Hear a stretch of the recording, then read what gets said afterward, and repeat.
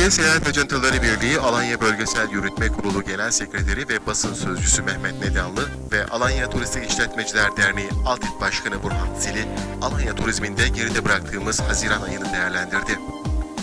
Basın Sözcüsü Nedanlı, Haziran ayındaki doluluk oranlarının düşük olduğundan şikayetçi. Nedanlı, turizmde personel problemi, hizmet kalitesi ve işi bilen deneyimli eleman eksikliği ile birleşince bu yıl gelen turist ertesi yıl gelmiyor dedi.